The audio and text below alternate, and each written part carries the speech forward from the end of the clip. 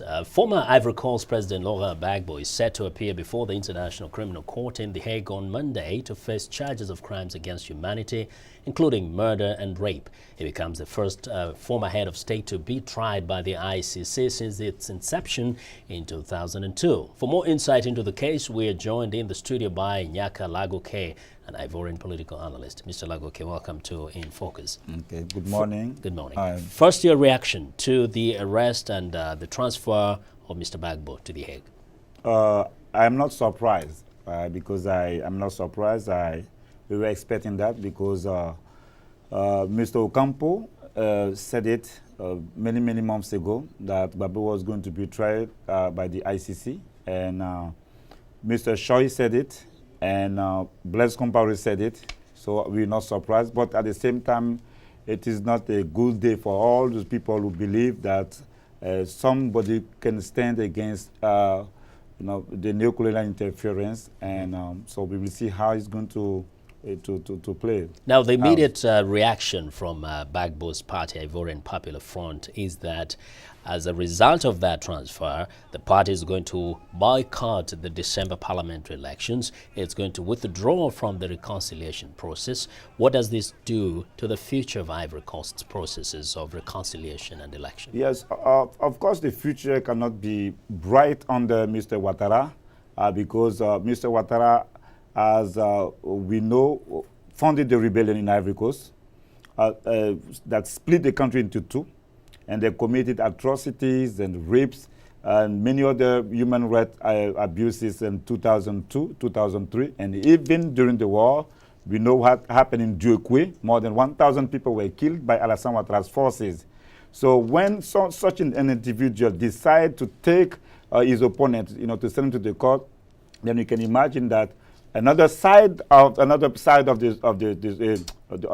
of the country, represented by Gbagbo's party, that they decide that it is not the right way to bring peace and reconciliation. Now the world is increasingly talking about holding leaders accountable for their actions. This was an action that was spearheaded by the International Criminal Court. What options did Mr. Ouattara, the current president, have on his table other than release this gentleman to The Hague? Yes, one thing I'm going to give you to answer this question two ways.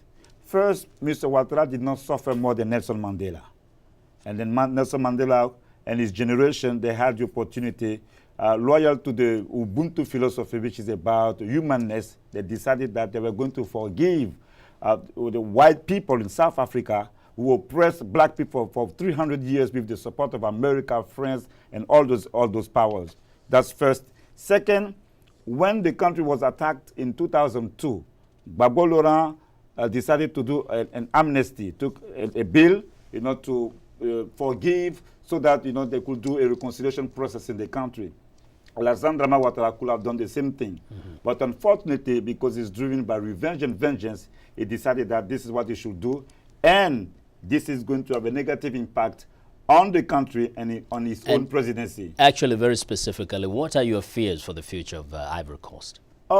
Because when we have thousands of soldiers in neighboring countries, and then you have your own army, the army of which is now the commander-in-chief, that he decided to fight with the support of the UN and of his own rebels, and then that sooner or later there is going to be another episode of the Ivorian crisis. And then people will be surprised because we know that Ivory Coast, we talk about that Ivorian exemption or Ivorian exceptionalism, and people will be surprised by what will happen. Because one thing to tell you quickly, what we see in Egypt, what we see in the other part of Africa, and what we're seeing in the Democratic Republic of Congo is that many Africans, millions of Africans, are tired of the neocolonial interference, and it is time for them to stand against whatever things is done by the West. Well, thank you very much, Nyaka, for your insights. You, and we hope to see you again here next time.